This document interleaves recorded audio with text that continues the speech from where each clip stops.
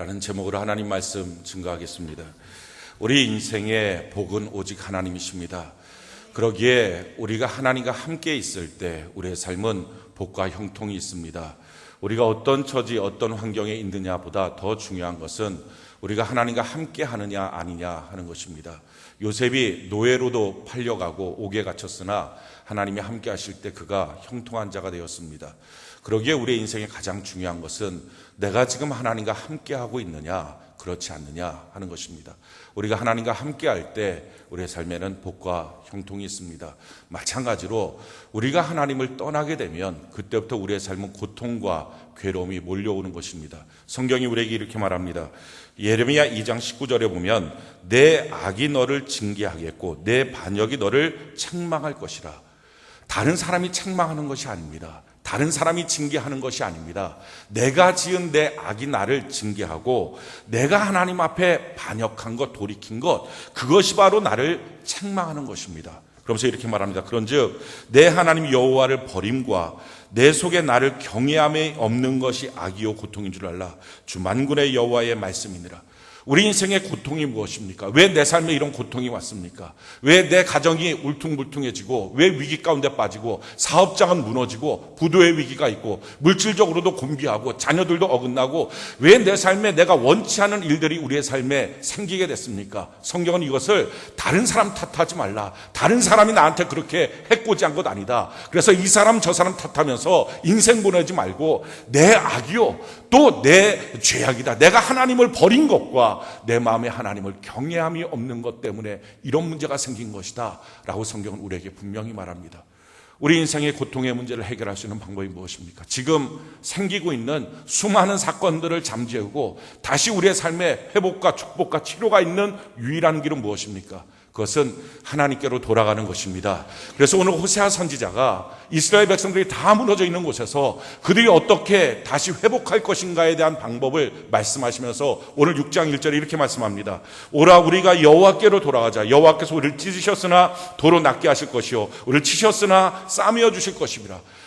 사랑하는 성도 여러분, 우리가 오늘 이 시간 하나님께로 돌아가면 하나님은 우리를 낫게 하여 주실 것입니다. 우리를 싸매어 주실 것입니다. 어떤 고통과 상처와 아픔과 눈물이 있어도 오늘 이 시간 이 예배 가운데 우리가 하나님께로 돌아가면 하나님은 우리를 다시 싸매어 주시고 낫게 하시는 위대한 역사가 있게 될 것입니다. 그러면서 2절에 이렇게 말씀합니다. 여호와께서 이틀 후에 우리를 살리시며 셋째 날에 우리를 일으키시리니 우리가 그의 앞에서 살리라. 사랑하는 성도 여러분, 여러분의 삶에 다 무너졌다 할지라도 그러나 사람들은요 이 무너진 삶의 모습들을 언제 회복될 것이냐 한참 시간이 걸릴 거다. 내 가정, 내 배우자, 내 아내, 내 자녀 또 뿐만 아니라 내 사업장, 내 물질 이거 회복하려고 그러면 수없는 세월이 지날 것이다. 사람들은 그렇게 착각합니다. 근데 하나님이 이렇게 말씀합니다. 너가 오늘 내게로 돌이키기만 하면 내일 내가 너를 살려줄 것이고 모레 내가 너희를 일으켜줄 것이다. 살아계신 하나님, 전능하신 하나님, 그분은 전능하시기 때문에 과장법을 쓸 이유가 없습니다.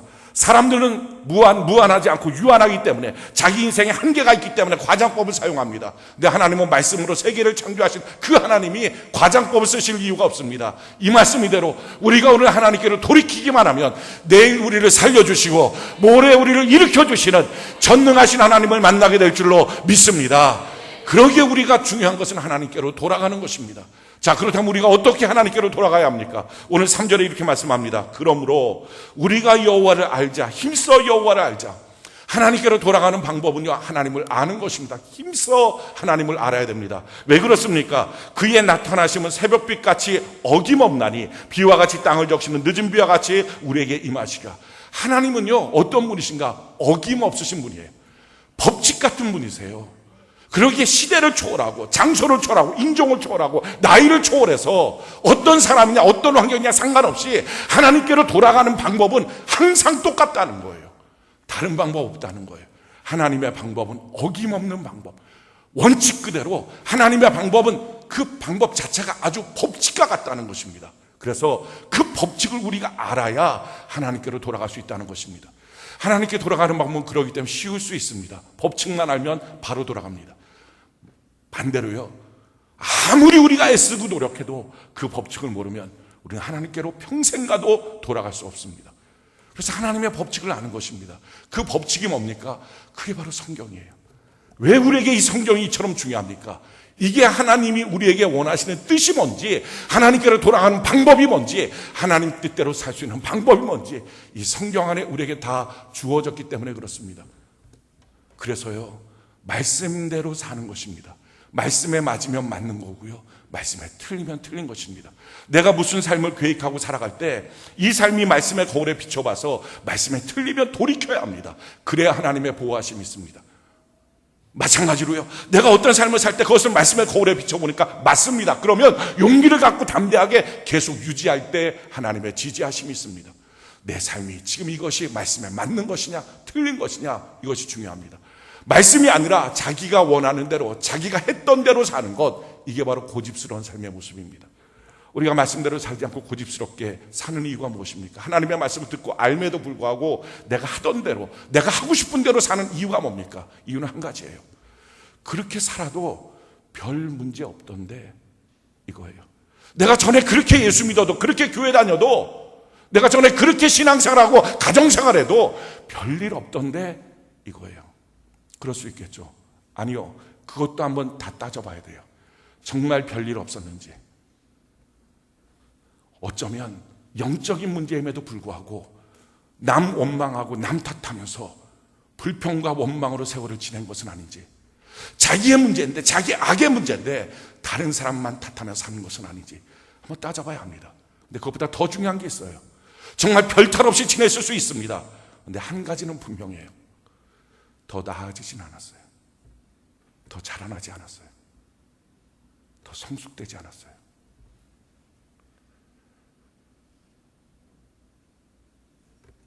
우리 인생이 자라나고 성숙하는 것, 더 하나님의 뜻 안에서 사는 것, 내 영혼이 잘됨 같이 범사가 잘되고 강건할 수 있는 유일한 방법, 그것은 하나님 앞에 한 걸음 더 나아가야 합니다. 그런데 예전에 했던 대로, 하고 싶은 대로 살면, 그 고집대로 살면 더 나아가지 않습니다. 우리가 하나님께로 돌아가는 방법이 뭡니까?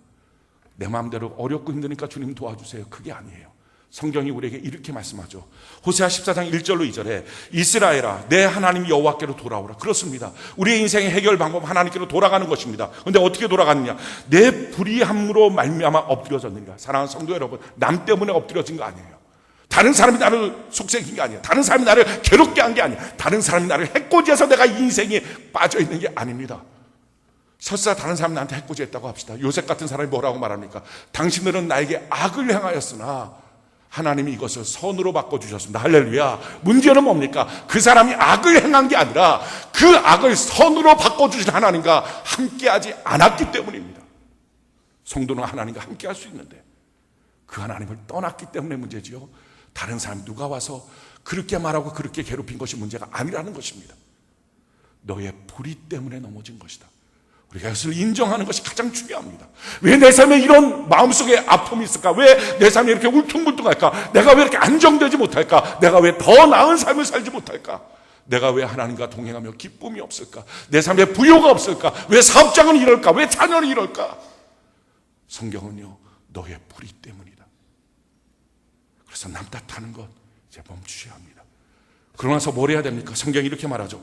너는 말씀을 가지고 여호와께로 돌아와라. 그렇습니다. 하나님이 돌이키라고 하는 하나님의 말씀이 있는데 그 말씀 붙들고 하나님께 돌아와야 된다 하는 것입니다. 시편 107편 10절 이하에 보니까 사람이 흑암과 사망의 그늘에 앉으며 곤고와 쇠사슬에 매임은 하나님의 말씀을 거역하며 지존자의 뜻을 멸시합니다. 사람 두 종류의 사람이 있습니다. 은혜의 그늘 안에 있는 사람이 있어요. 전능자의 그늘 안에 있는 사람이 있어요. 근데 반대로요, 사망의 그늘 안에 있는 사람이 있습니다. 사는 것이 사망입니다. 죽을 것 같습니다. 어떤 사람은요, 은혜에 매여 있는 사람이 있어요. 하나님의 사랑에 매여 있는 사람이 있어요. 또 어떤 사람은 곤고와 쇠사슬에 매여 있는 사람이 있어요. 왜 이렇게 인생이 쫙 갈라질까요? 이유는 뭐라고 말합니까? 하나님의 말씀을 거역하고 지존자의 뜻을 무시했기 때문이다 라는 거예요. 말씀 없이 사는 인생, 그것은 인생을 저주로 만드는 지름길입니다. 우리가 날마다 성경을 창세기부터 요한계시까지 계속 읽어야 할 이유가 무엇입니까? 하나님의 말씀을 모르면, 성경 통독 큐티, 이것은 해도 되고 안 해도 되는 문제가 아니라 하나님의 말씀을 모르면 과연 내가 어떻게 살아야 될지 모르기 때문에 당연히 마땅히 우리 인생은 저주로 갈 수밖에 없다는 겁니다. 우리가 어떻게 하나님의 뜻을 합니까? 내 인생을 향한 하나님의 계획을 어떻게 합니까? 내가 무엇하며 살아야 될지 누가 할 수 있습니까? 하나님의 말씀을 읽고 듣고 알아야 그 말씀대로 살 수 있습니다. 돌아가는 방법이 뭡니까? 성경이 이렇게 말해요. 시편 107편 19절 20절에 보니까 이에 그들이 그들의 고통 때문에 여호와께 부르짖음에 그가 그들의 고통에서 그들을 구원하시되. 그래, 우리가 성도들의 특권이 뭡니까? 삶의 고통이 다가와요. 문제가 있어요. 그럼 어떻게 해요? 하나님, 내 아버지 날 좀 도와주옵소서. 다 기도하잖아요. 어떤 때는 눈물 나게 기도하고요, 어떤 때는 걸어가면서도 기도하고요. 이 문제 좀 해결해 주세요. 내 자녀 좀 붙잡아 주세요. 하나님 도와주세요. 도와주세요. 우리가 수없이 기도해요.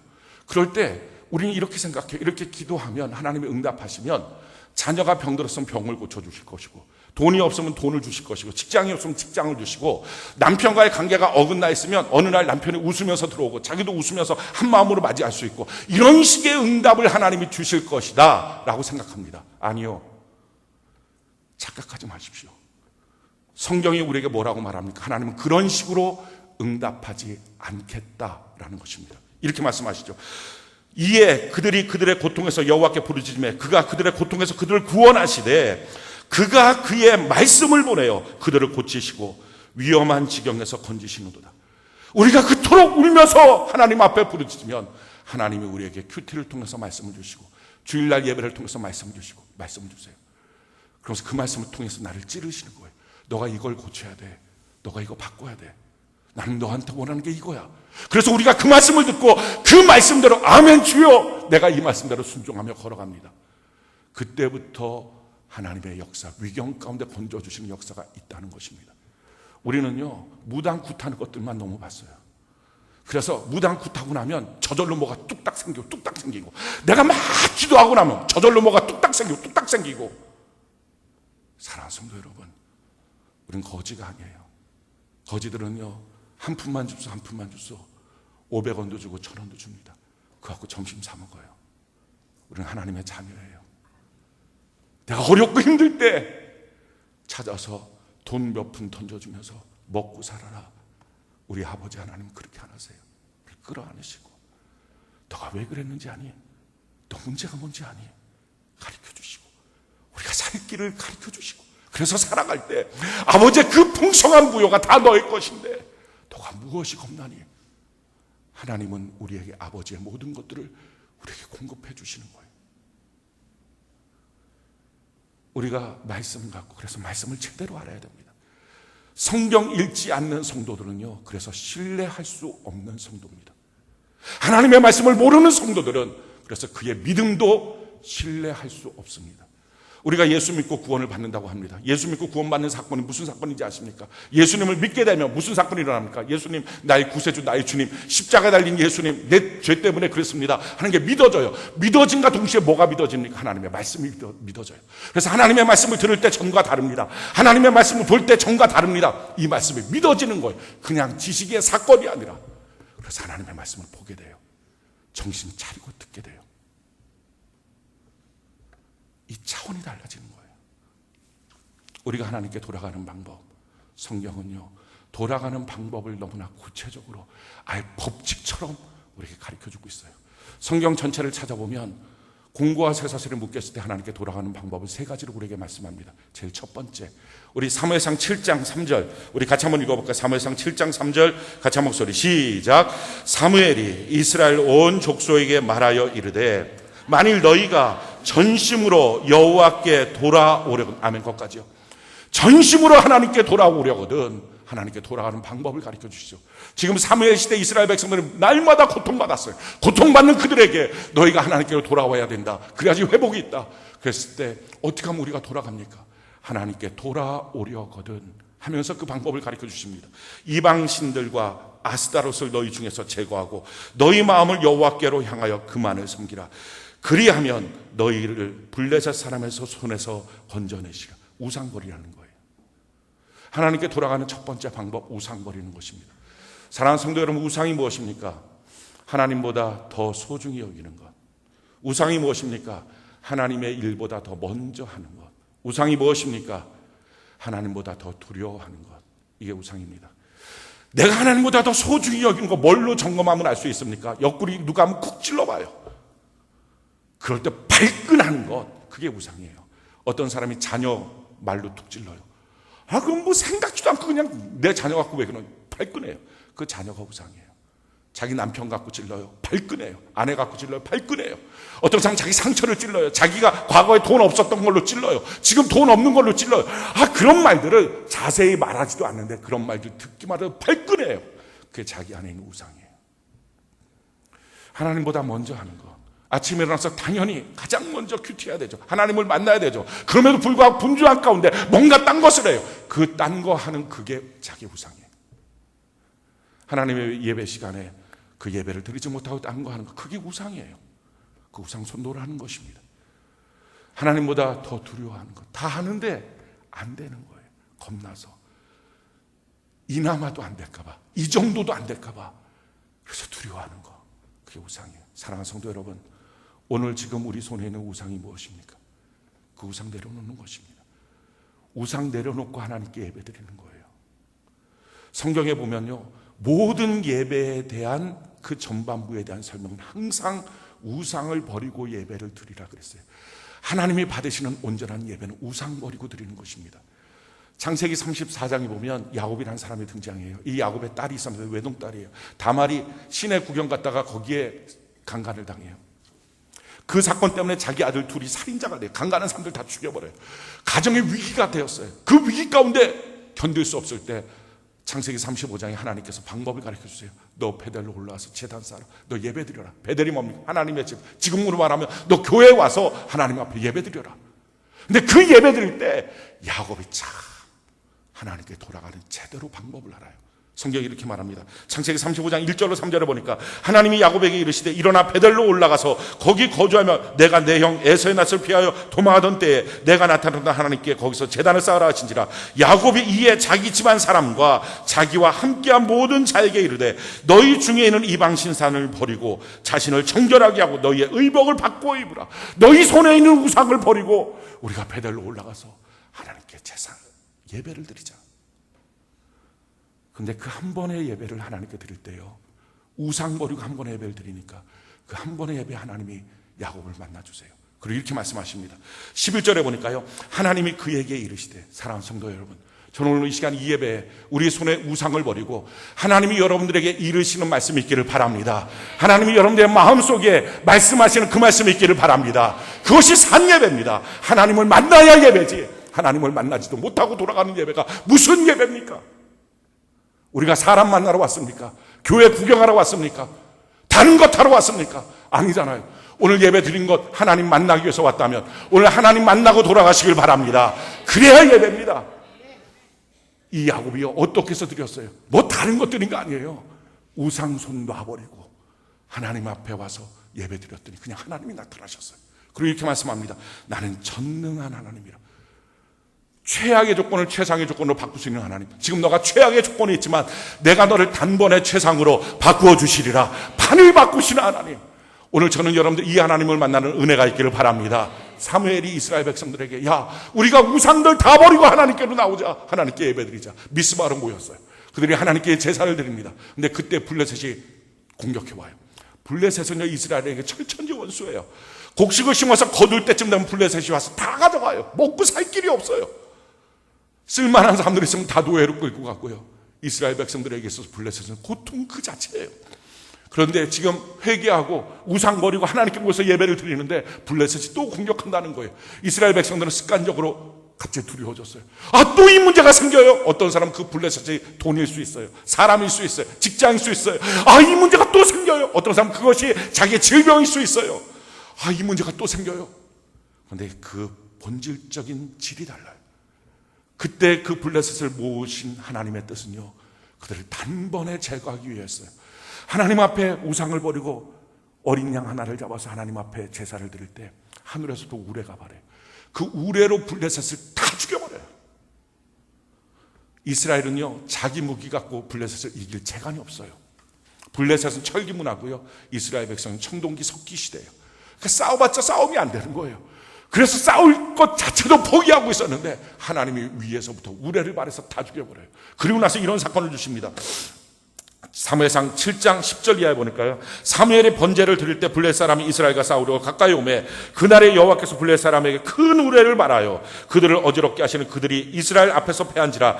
이스라엘 사람들이 미스바에 나가서 블레셋 사람을 추격하여 벳갈랄에 이르기까지 쳤더라. 사무엘이 돌을 취하여 미스바 생 사이에 세워 이르되 여호와께서 여기까지 우리를 도우셨다. 그 이름을 에베네셀이라 하니라. 하나님이 여기까지 도와주셨다. 하나님 안에서 승리를 맛봅니다. 그리고 나서 13절 보니까 이에 블레셋 사람들이 굴복하여 다시는 이스라엘 지역 안에 들어오지 못하였으며 여호와의 손이 사무엘이 사는 날 동안에 블레셋 사람을 막으시고 하나님의 손이 막았어요. 그래서 더 이상 공격하지 못하도록 지켜줬어요. 그 다음에 뭐라고 말합니까? 하나님께서 도로 이스라엘에게 회복이 되게 하시고 또 이스라엘과 아모리 사람 사이에 평화가 있었더라. 하나님 안에서 평화가 있어요. 여러 번 예배가 필요한 게 아니에요. 단 한 번의 예배도요, 우상을 버리고 하나님께 예배드린 거예요. 이게 돌이키는 거거든요. 그러면 그 한 번의 예배로도 하나님의 기적이 있어요.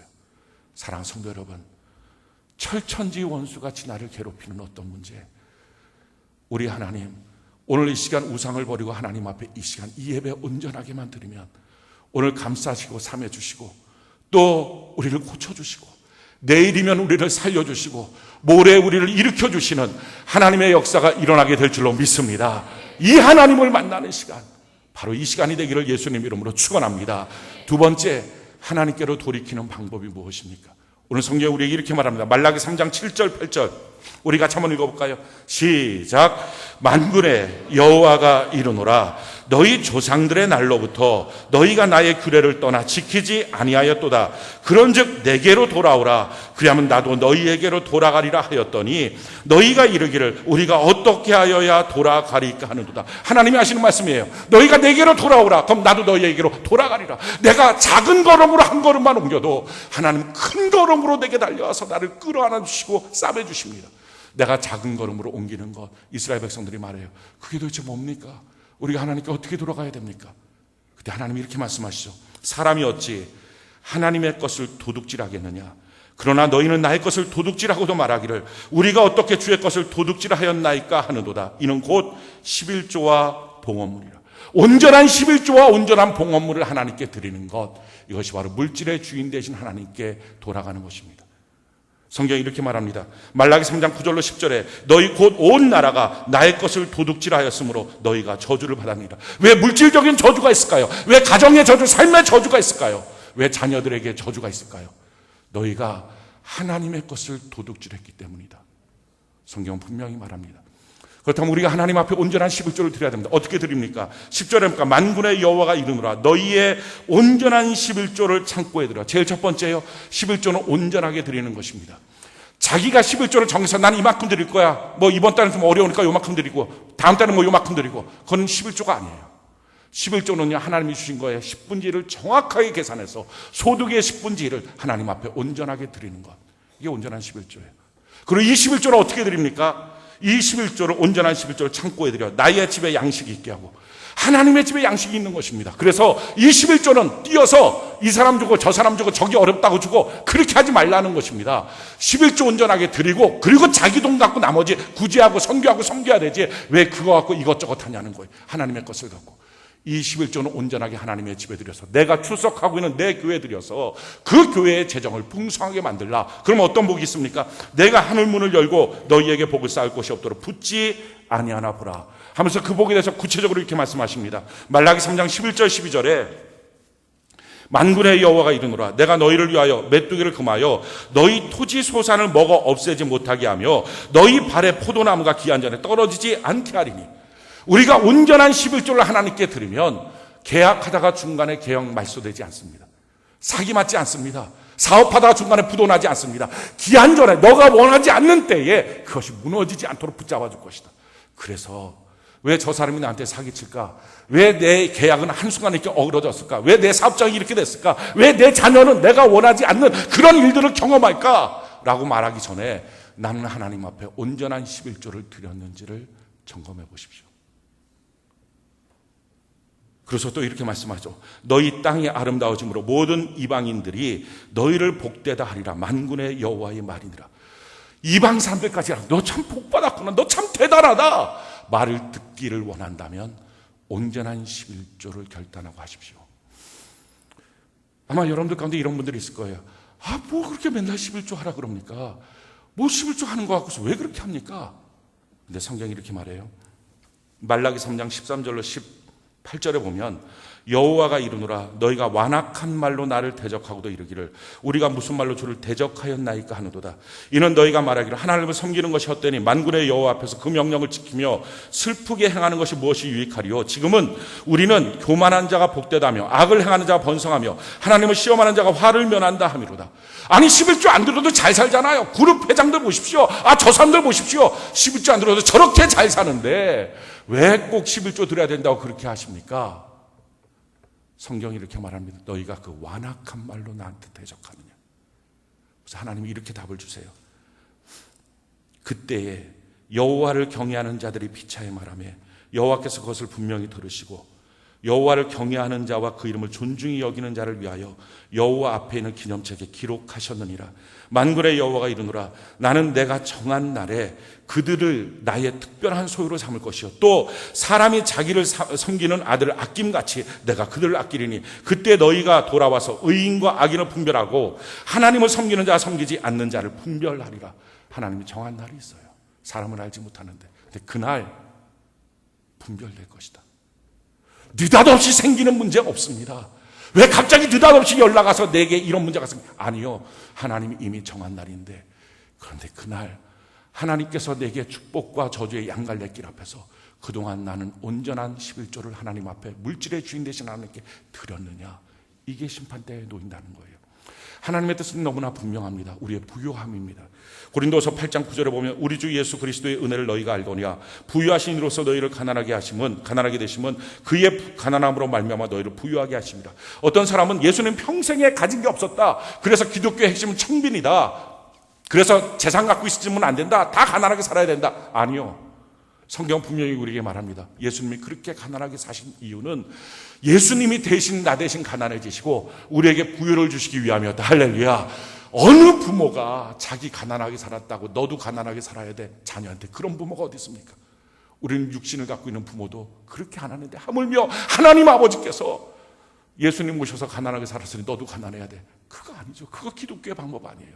우리를 부유하게 하시는 거예요. 자, 그런데 부유하게 하시는 하나님의 방법이 어떤 방법으로 사용합니까? 고린도서 9장 5절로 8절에 보니까 그러므로 내가 이 형제들보다 먼저 너희에게 가서 너희 전에 약속한 연보를 미리 준비하도록 권면하는 것이 필요한 줄 생각하였노니 이렇게 준비하여 참 연보 같고 억지가 아니라 우리가 하나님께 드리는 헌금은 두 종류의 헌금이 있습니다. 하나는 11조고요. 다른 하나는 감사, 주정헌금, 선교헌금, 구제헌금, 장학헌금, 비전헌금 이런 헌금들입니다. 11조는 하나님의 것을 하나님께 그냥 드리는 거예요. 나머지 헌금들은 내게 주신 것을 감사함으로 드리는 거예요. 감사헌금은 그렇게 하는 거고요. 주정헌금은 한 주간 하나님이 은혜 베푸신 것 때문에 감사해서 드리는 것, 선교, 구제, 장학, 비전헌금 이렇게 드리는 것입니다. 자, 근데 그 중에서 11조와 감사헌금은 그때그때 상황에 따라서 들어온 수입이 다르고 또 그때의 감사의 조건이 달라서 액수가 달라질 수 있습니다. 그러나 비전헌금이나 구제헌금이나 선교헌금이나 장학헌금은 한 달에 한 번씩 하나님께 드리는 것은 자기의 삶에 대한 예측이 가능합니다.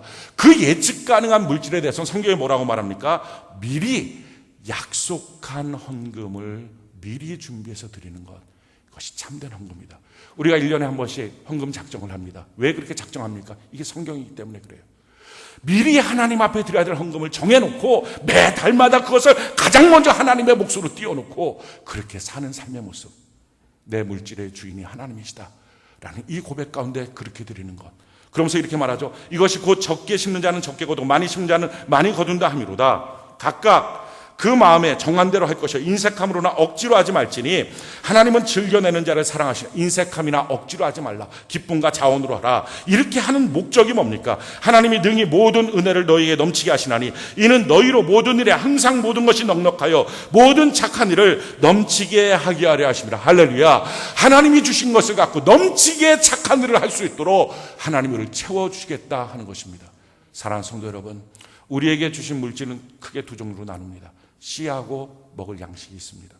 고린도서 9장 10절에 보니까 심는 자에게 씨와 먹을 양식을 주신다. 그래서 먹을 양식은 자기가 먹는 것입니다. 씨는 심어야 됩니다. 심어야 그것이 그 다음 달 거둘 수 있습니다. 만약에 그 씨까지 다 먹어버리면 그 다음에 거둘 것이 없습니다. 사랑하는 성도 여러분, 사람들이 왜 헌금을 힘들어합니까? 내가 벌었다고 생각해서 그래요. 내 돈이라고 생각하니까, 내 돈을 하나님께 드린다고 생각하니까. 그래서 내가 돈의 주인이라고 생각해요. 근데 참 신기해요. 시간이 지나다 보면요, 그 사람들은 반드시 돈이 그 사람의 주인이 돼 있어요. 돈 때문에 쩔쩔매요. 돈 때문에 가정도 인간관계도 다 위기예요. 내가 버는 게 아니고요, 하나님이 주시는 거예요. 할렐루야. 이것이 신앙인의 물질관이에요. 이 물질이 내가 번 것이 아니라, 내가 노력해서 번 것이 아니라 하나님이 주신 것.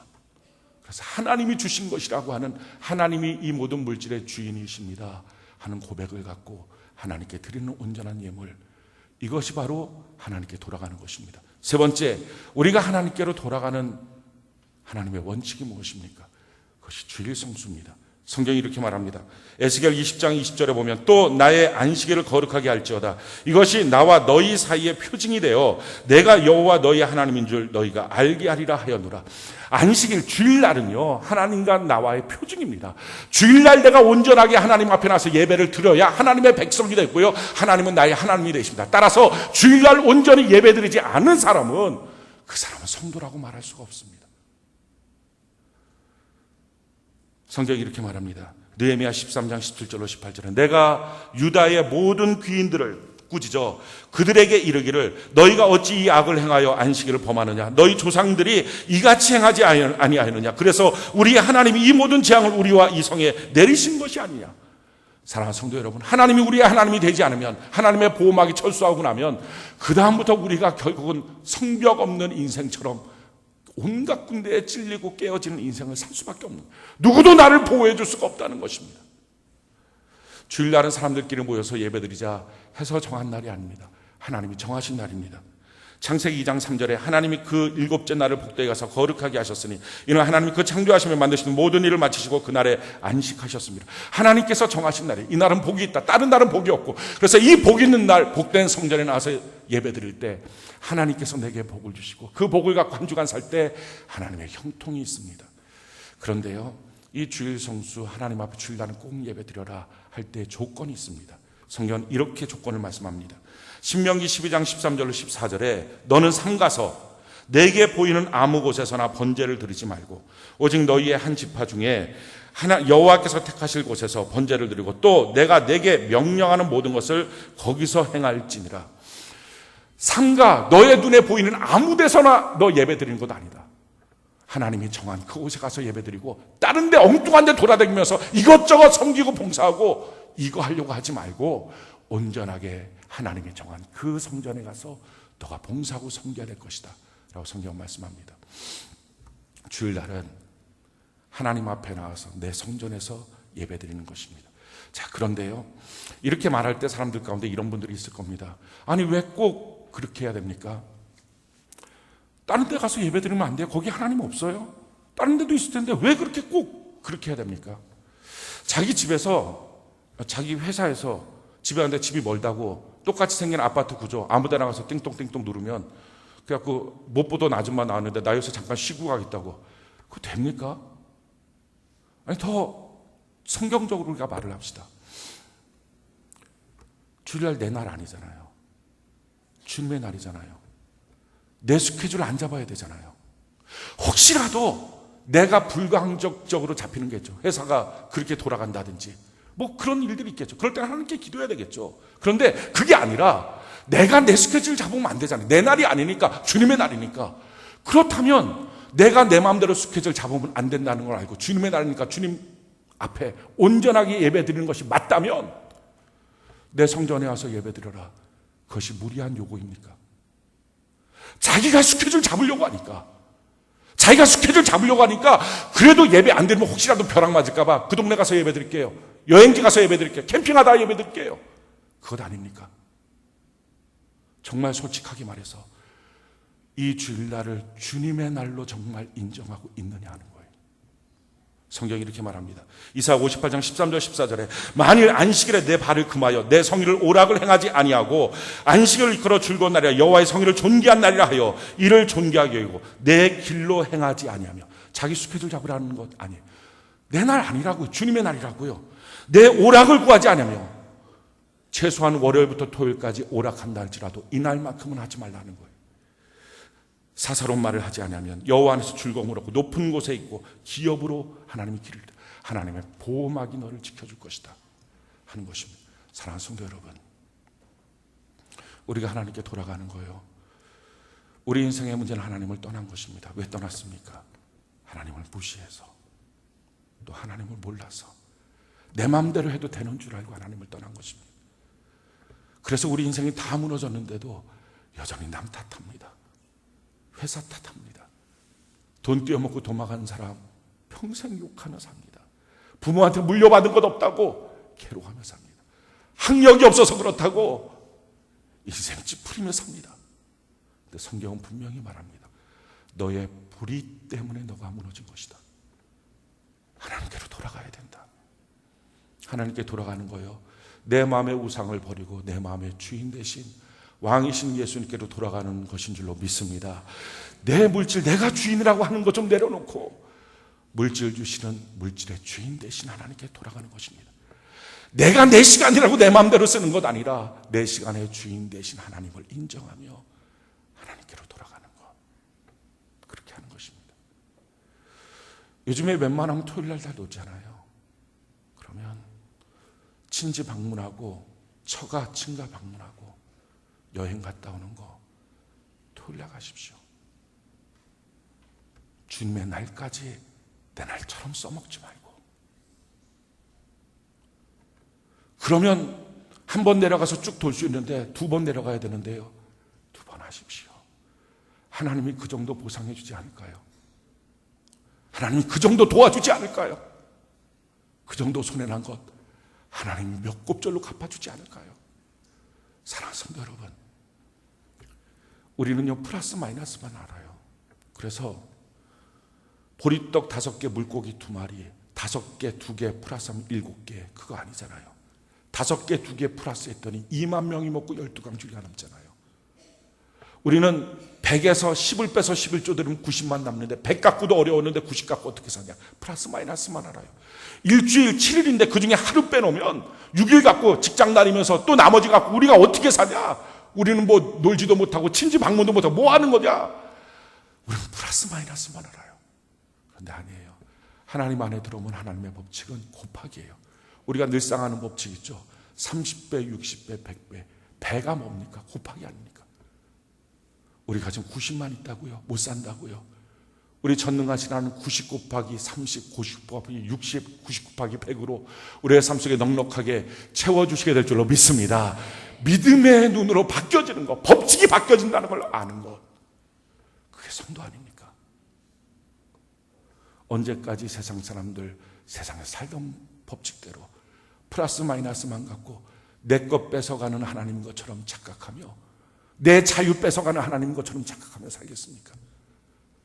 우리에게 드린 것에 대해서 30배, 60배, 100배로 갚으실 전능하신 하나님. 사랑하는 성도 여러분, 오늘 우리 손에 우상 버리고 주의 성수 결단하고 온전한 11조와 헌금을 결단하고 하나님께 나갈 때 오늘 우리를 싸매주시고 고쳐주신 하나님을 만나고요, 그 소다한 문제 가운데서도 내일 나를 살려주시고 모레 나를 일으켜주시는 전능하신 하나님을 만나게 될 것입니다. 이 은혜가 여러분들의 소유가 되기를 예수님 이름으로 축원합니다.